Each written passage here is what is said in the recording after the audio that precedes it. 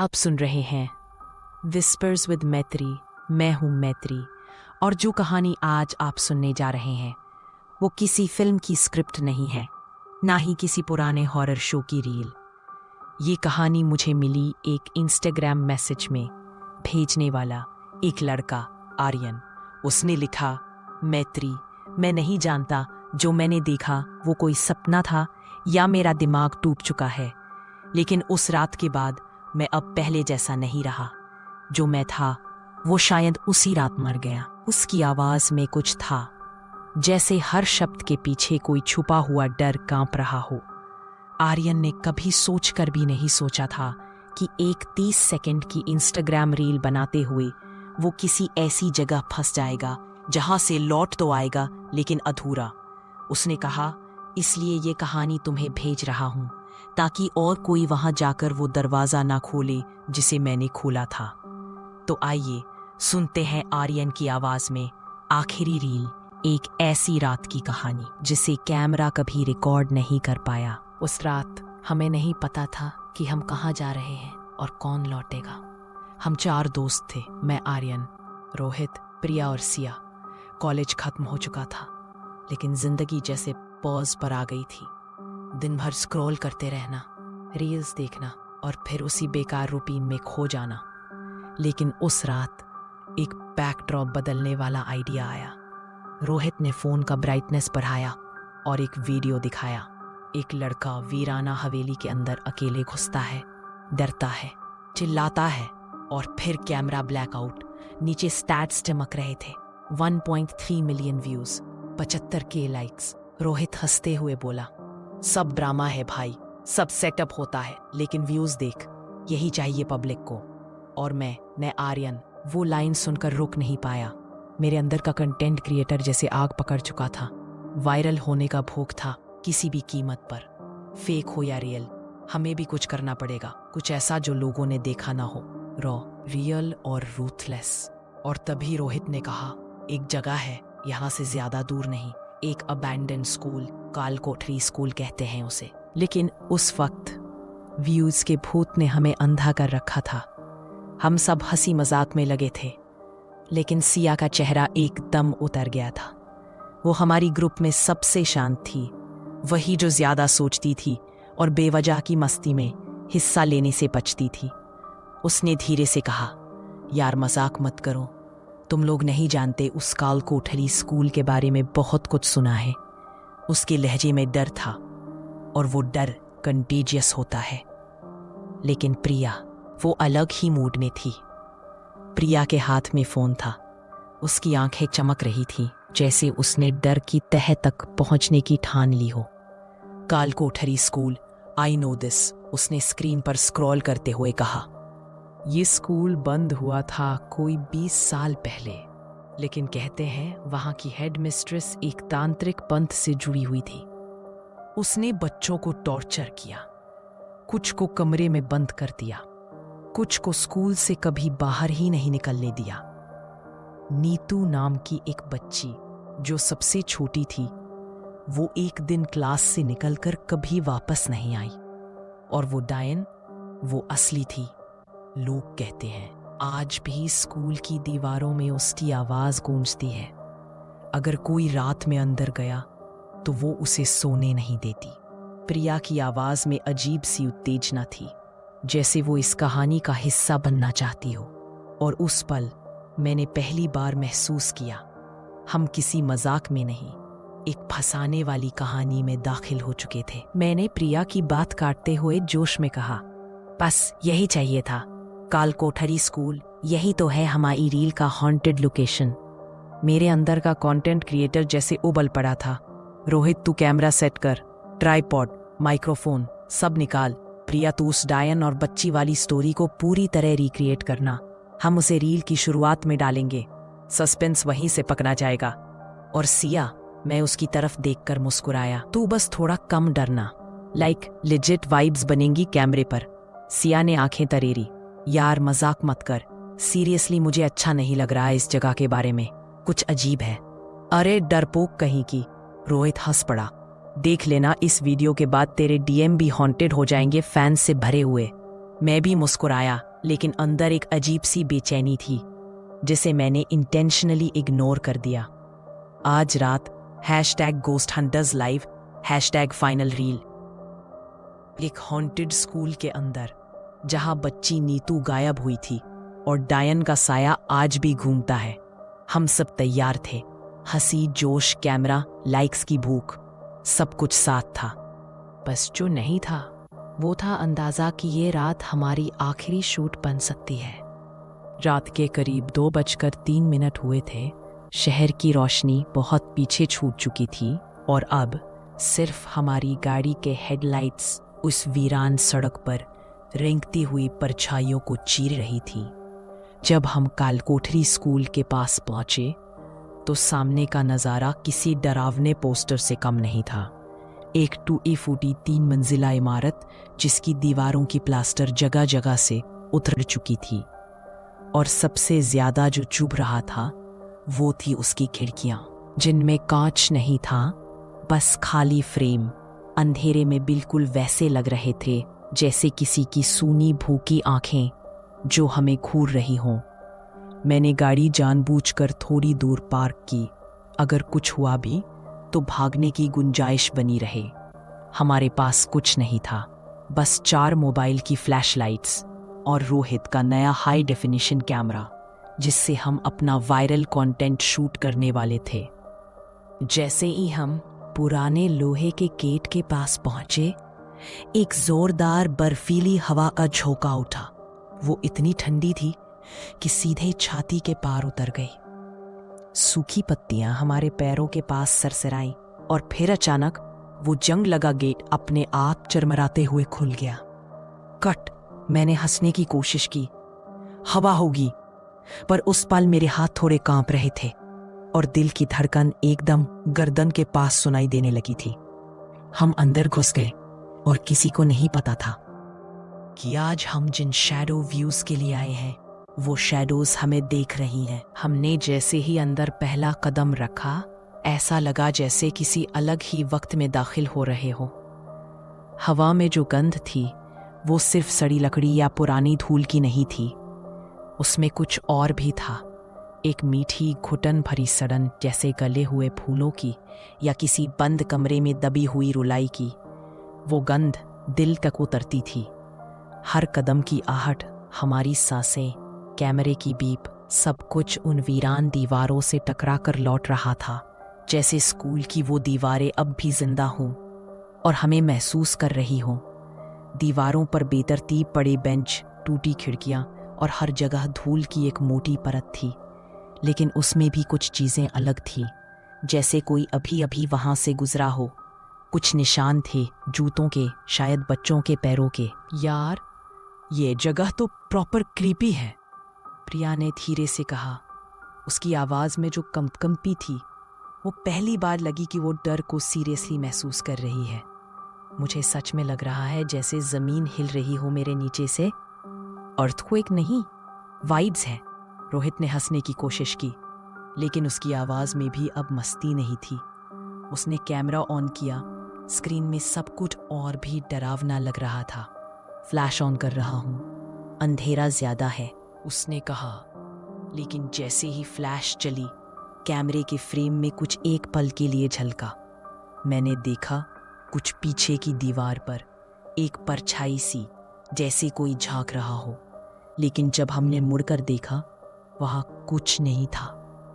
मैंने रोहित के कंधे पर हाथ रखकर धीरे से कहा, चल कर ले रिकॉर्डिंग, डर मत, बस सब फुटेज क्लियर आनी चाहिए, वरना 1 मिलियन व्यूज का सपना अधूरा रह जाएगा। उसी वक्त हमारी नजर एक पुराने क्लासरूम के दरवाजे पर पड़ी। वो दरवाजा बाकी कमरों से अलग था। उस पर लाल रंग से कुछ अजीब से निशान बनाए गए थे, गोल गोल घूमते हुए, बीच में उलझे त्रिकोण और टेढ़े अक्षर, जैसे किसी अज्ञात भाषा में किसी अनहोनी का निमंत्रण लिखा हो। लेकिन जो बात सबसे डरावनी थी वो ये कि वो लाल रंग जैसा नहीं लग रहा था।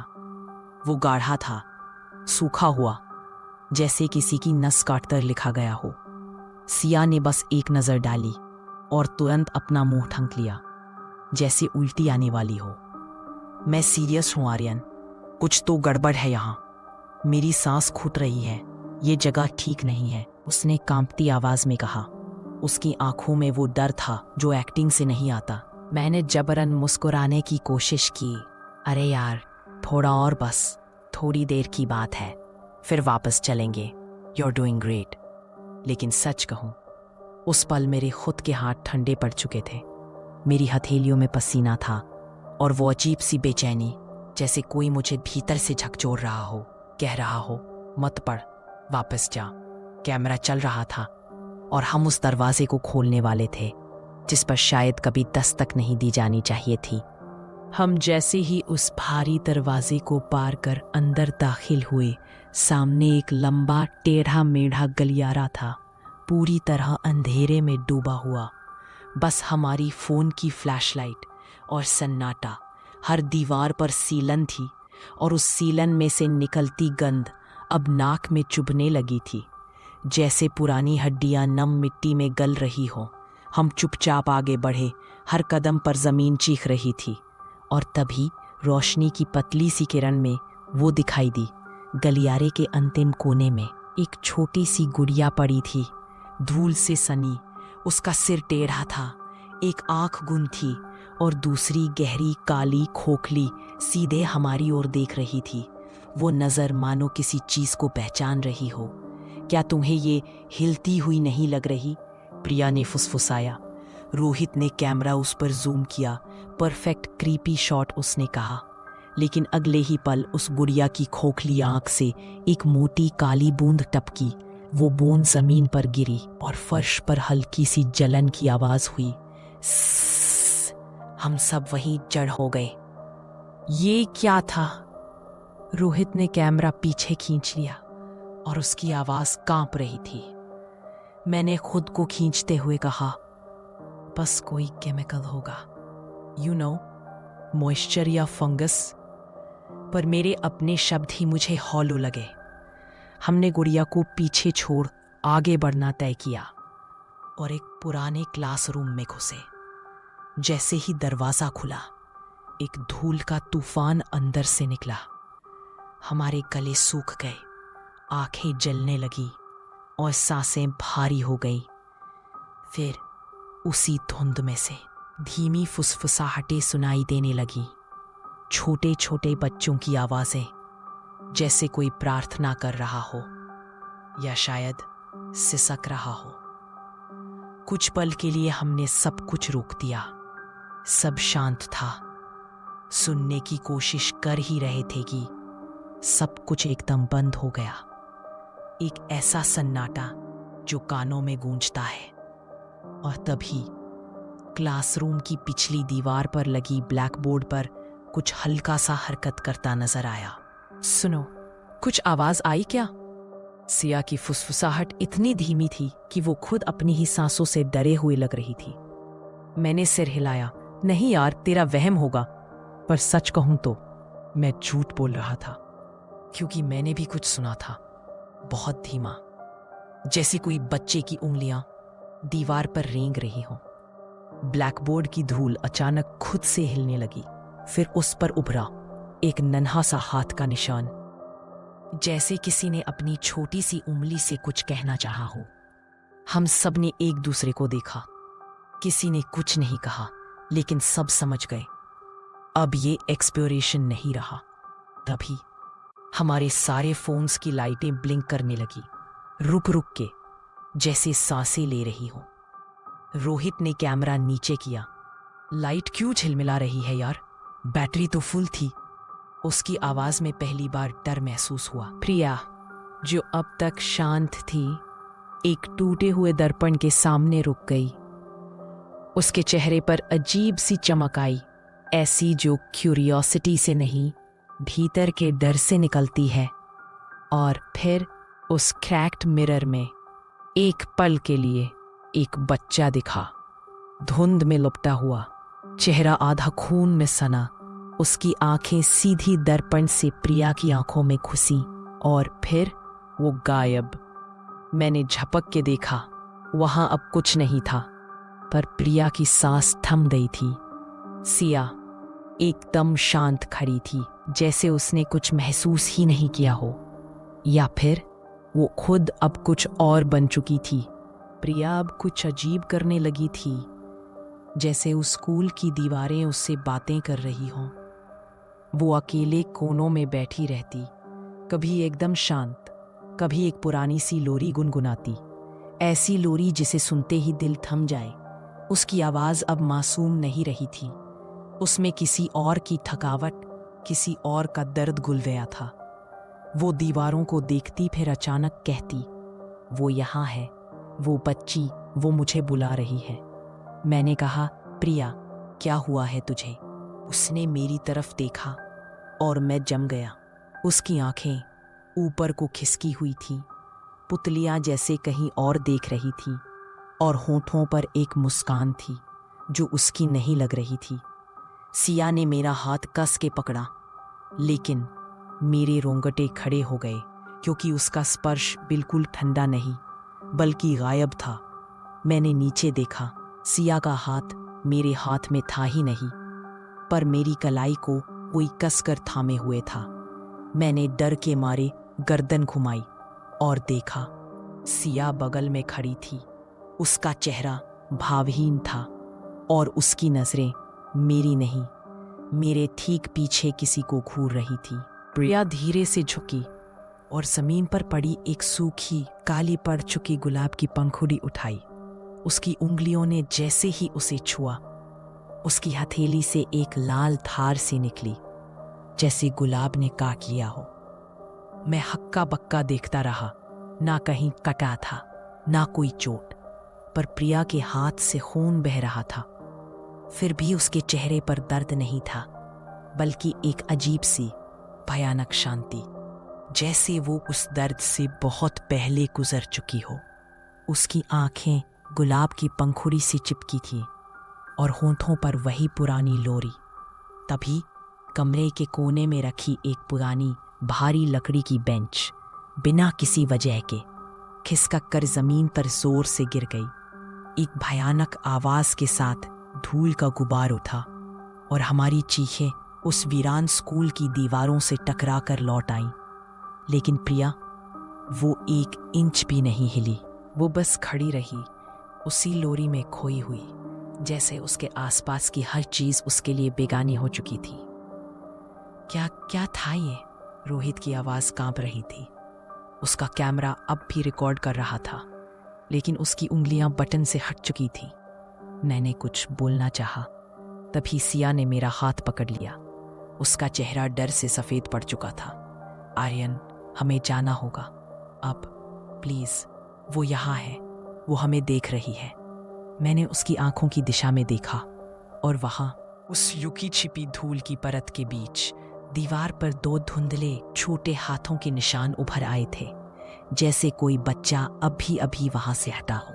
हमारा डर अब सांसों को दबा रहा था और अब ये तय था, अब रुकना नहीं है। पर इस बर्बाद इमारत में बाहर निकलने का रास्ता कहाँ था? गेट तक जाने वाला कॉरिडोर अब किसी भूल भुलैया जैसा लग रहा था। हर दरवाजा या तो बंद था या पीछे से कोई फुसफुसा रहा था। घूमते घूमते हम एक पुराने पुस्तकालय में पहुंचे। बुकशेल्फ की हर लकड़ी टूटी हुई थी, किताबों पर धूल की चादर थी और हवा में कुछ ऐसा था जो सिर्फ सड़ी हुई चीजों से नहीं, यादों से भी बना था।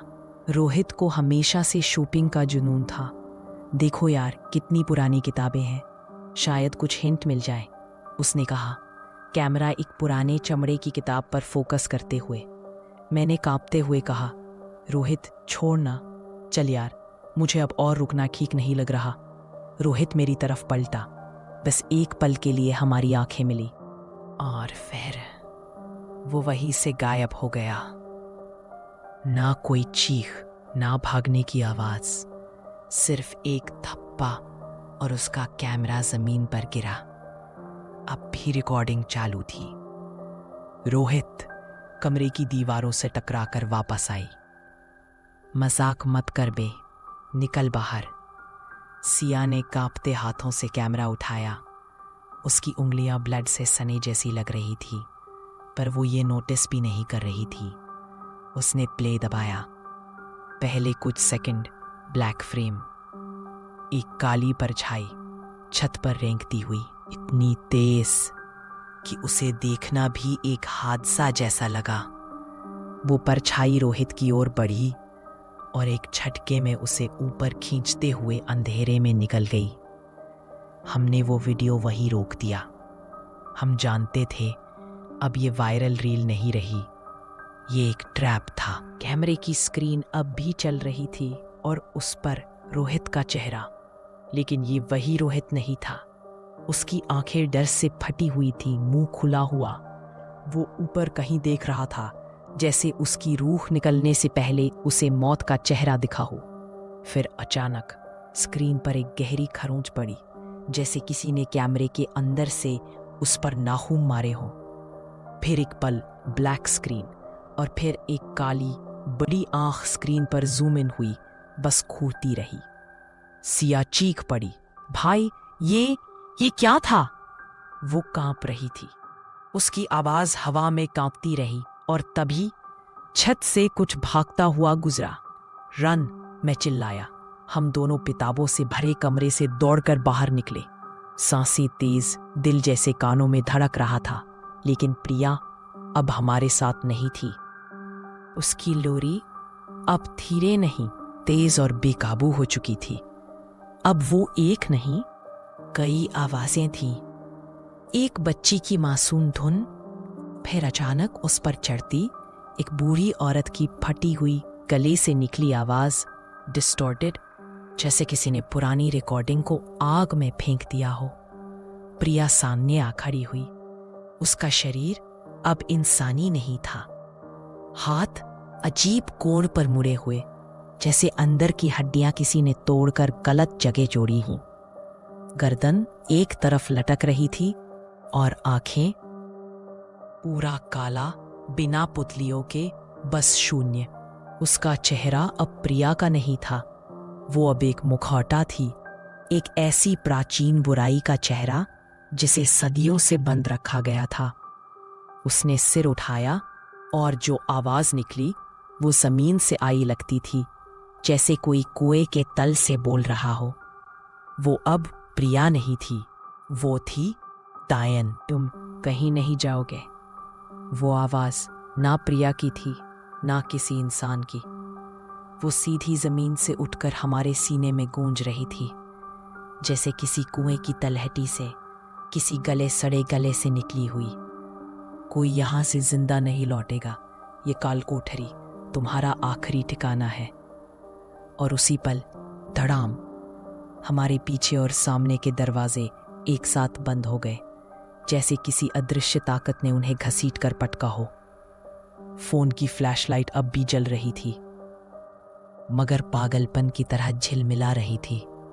हर बार जब लाइट ब्लिंक करती, दीवारों और छत पर काली परछायां रेंगती दिखती। वो छाया इंसान नहीं थी, वो शक्लें नहीं बदलती थी, पर जगह बदलती थी। हर झपक में पास आती जाती थी, जैसे डायन की उंगलियां हवा में फैलकर हमें घेरे ले रही थी। अचानक एक पुराने क्लासरूम के भीतर से जोर की आवाज आई, धड़। एक टूटी हुई डेस्क हवा में उठी और दीवार से टकराई, चकनाचूर। सिया ने मेरा हाथ पकड़ लिया। उसका चेहरा आंसुओं से भीगा था और मेरा सांस लेना मुश्किल था। दिल अब सुनाई देने लगा था, छाती से नहीं, सिर के अंदर। हम दोनों पागलों की तरह भागे। हर मोड़ पर लगता था कि कोई छाया पीछा कर रही है, और हमारे पीछे डायन, प्रिया की शक्ल में। लेकिन वो अब प्रिया नहीं थी। उसका शरीर अब भी इंसानी था, लेकिन ऐसे मुड़ा हुआ जैसे अंदर की हड्डियां किसी ने उल्टा जोड़ दी हों। उसकी आंखें पूरी तरह काली थी। वो आंखें नहीं, गड्ढे थी। कहाँ भागोगे? उसकी आवाज हमारे पीछे गूंज रही थी। तुम भी यही सोओगे हमेशा के लिए। हम लाइब्रेरी में भागकर एक कोने में छुपे। सांसें तेज, अंधेरा गाढ़ा और सन्नाटा। वो सन्नाटा जिसमें कुछ सुनाई देता है, किसी की नमी भरी सांसें जो हमारे ठीक पीछे थी। हमें भागना होगा। रोहित मर गया। प्रिया, वो अब प्रिया नहीं रही। मैंने कांपते हुए फुसफुसाया। सिया मेरे पास ही खड़ी थी, लेकिन उसकी आवाज़ अब पहले जैसी नहीं थी। वो एकदम शांत थी, बर्फ जैसी ठंडी। शायद ये हमारी सजा है, उसने कहा। क्या मतलब, मैंने पूछा, उसका चेहरा देखने की हिम्मत जुटाते हुए। सिया ने मेरी तरफ देखा और हौले से मुस्कराई। वो मुस्कान इंसानी नहीं थी। उसकी आंखों में कोई रोशनी नहीं बची थी, सिर्फ काला, गहरा, शून्य। मेरा दिल जोर से धड़कने लगा। मैंने कांपते हाथों से रोहित का गिरा हुआ कैमरा उठाया। उसकी स्क्रीन पर अब भी वीडियो फीड थी। मैंने ट्रेम्बलिंग फिंगर्स से रिवाइंड किया। फ्रेम दर फ्रेम रोहित कैमरा थामे चल रहा था। प्रिया उसके आगे थी, मैं उनके पीछे था, लेकिन सिया कहीं नहीं थी। कैमरा थोड़ा और पीछे गया। मुझे किसी से बात करते हुए दिखाया गया। हाथ से रास्ता दिखा रहा हूं। बगल में कोई नहीं। एक और फ्रेम। मैं पीछे मुड़कर आवाज देता हूं, पर वहां साया तक नहीं है। मेरा खून जम गया। तो उस पूरी रात मैं किसके साथ भाग रहा था? मेरी आवाज मेरे ही सीने में फंस गई। मैंने धीरे से सिर उठाया। सिया मेरे ठीक सामने खड़ी थी। अब उसकी आंखें पूरी तरह काली थी, पिच ब्लैक, और उसके पीछे एक परछाई उभरी, एक विशाल, मरोड़ी गई, कांपती हुई आकृति जो छत तक फैल रही थी। डायन। मैं अब सांस भी नहीं ले पा रहा था। सिया नहीं थी, वो कभी थी ही नहीं। मैं भागना चाहता था, पर दरवाजे खुद ब खुद बंद हो चुके थे। सामने सिया खड़ी थी। उसकी आंखें अब इंसान की नहीं रही थीं। मैं उस रात मरी थी आर्यन, जब तू भाग गया था मुझे अंदर छोड़कर। वो 1 साल पुरानी रात अब मेरे सामने थी। हम एक और हॉरर शूट कर रहे थे। सिया पीछे रह गई थी। मैंने आवाज दी थी एक पल को, फिर डर के मारे भाग गया। मैंने सबको कहा वो बस पीछे थी, शायद निकल गई होगी, पर असल में मैंने उसे वही मरने दिया था। अब प्रिया भी बदल चुकी थी। वो बस दीवार की ओर देख रही थी, बुदबुदा रही थी। वो हेड मिस्ट्रेस अभी भी यही है। वो हर किसी को अपना बना लेती है। अगले पल कमरे की बत्तियां फट पड़ी और फिर सब काला हो गया। जब मेरी आंख खुली, मैं स्कूल के गेट के बाहर था। सुबह हो चुकी थी। मेरे कपड़े गीले थे, शायद बारिश हुई थी या पसीने से भीगे थे, पता नहीं। गाड़ी वहीं खड़ी थी। मैंने पीछे मुड़कर देखा। स्कूल वैसा ही था, जर्जर, शांत, लेकिन खड़ा, जैसे कुछ हुआ ही नहीं। मैं चुपचाप गाड़ी में बैठा, इंजन चालू किया और शहर की ओर निकल पड़ा। कोई शोर नहीं था, कोई आवाज नहीं, बस दिमाग में एक बात गूंज रही थी। मैंने उसे वहीं छोड़ा था। अब हर रात मुझे दरवाजे की दरार से कोई झांकता दिखता है। कभी खिड़की से धीमी फुसफुसाहट सुनाई देती है। मैंने डॉक्टर से कहा शायद PTSD है, पर सच ये है, मैं जानता हूं सिया अब मेरे साथ ही है। मैं हूं मैत्री और आप सुन रहे थे विस्पर्स विथ मैत्री। कभी कभी हम डर को नजरअंदाज कर देते हैं क्योंकि वो शोर नहीं करता, वो बस चुपचाप हमारे साथ चलने लगता है। जैसे सिया जो अब आर्यन के साए में रहती है, या शायद आपके पीछे खड़ी है, बस एक खामोश नजर की दूरी पर। अगर आपके पास भी कोई कहानी है, कोई ऐसा राज जो अब तक सिर्फ आप जानते थे, तो मुझे ज़रूर भेजिए, क्योंकि हम सुनते हैं वो कहानियाँ जो अब भी कहीं जानी बाकी हैं। सब्सक्राइब कीजिए विस्पर्स विद मैत्री, और याद रखिए, डर हमेशा चीखता नहीं, वो कभी कभी बस देखता रहता है।